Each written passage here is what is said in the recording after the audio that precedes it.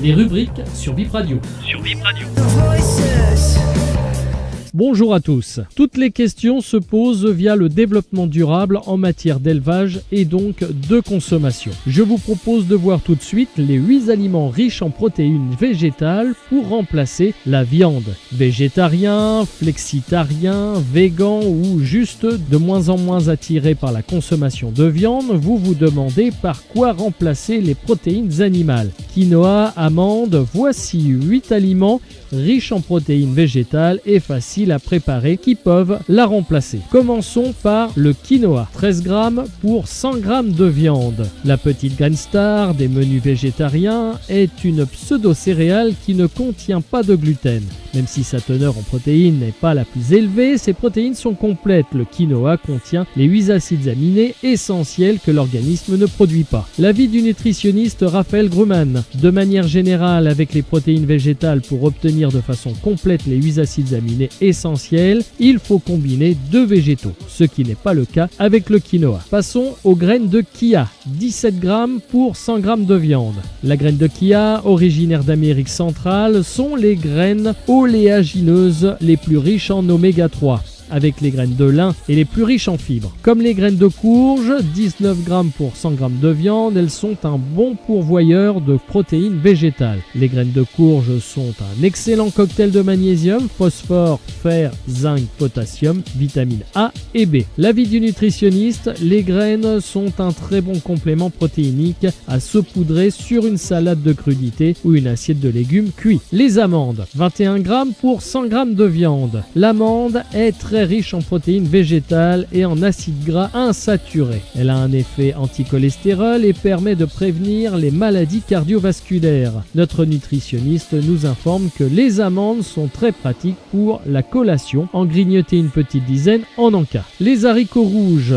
22,5 grammes pour 100 grammes de viande. Les haricots rouges sont une très bonne source de protéines végétales, d'antioxydants et de fibres. Il faut les faire tremper toute une nuit avant de les cuire pendant 1h10. Notre nutritionniste nous dit que pour une bonne complémentarité des 8 acides aminés, l'idéal est de les consommer avec du riz ou du maïs. Les lentilles, considérées comme très communs, mais trop laissées à l'abandon. Malheureusement, 25 grammes pour 100 grammes de viande.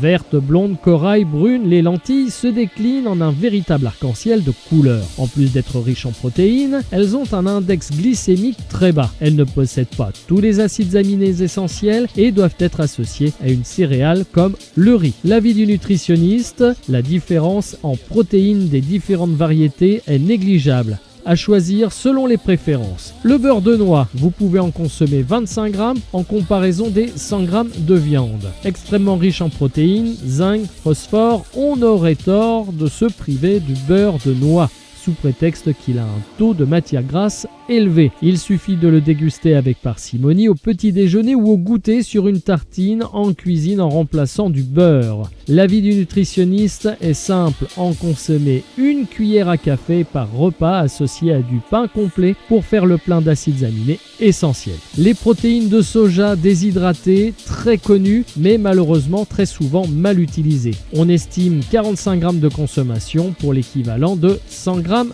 de viande. Fabriquée à partir de soja, vous le savez, les protéines de soja déshydratées sont très riches en protéines. Elles sont bien pratiques pour préparer des bolognaises ou des lasagnes sans viande. Elles doivent être réhydratées avant d'être cuisinées. Toujours selon l'avis de notre nutritionniste, le soja agit comme un hormone-like. Il est déconseillé aux enfants. Enfin, le spiruline, 58 grammes de protéines pour 100 grammes de viande. Cette algue venue d'Asie se démocratise et c'est tant mieux car elle possède le taux le plus élevé de protéines végétales. La spiruline concentre également tous les acides aminés essentiels. C'est une excellente alternative à la viande, même si on n'en consomme qu'une petite quantité. À se poudrer sur ses salades, à ajouter sur ses jus healthy. Pour finir, ce dernier avis nutritionniste, elle provient souvent de pays étrangers. Pour un gage de sécurité de production, on la préfère d'origine française ou européenne.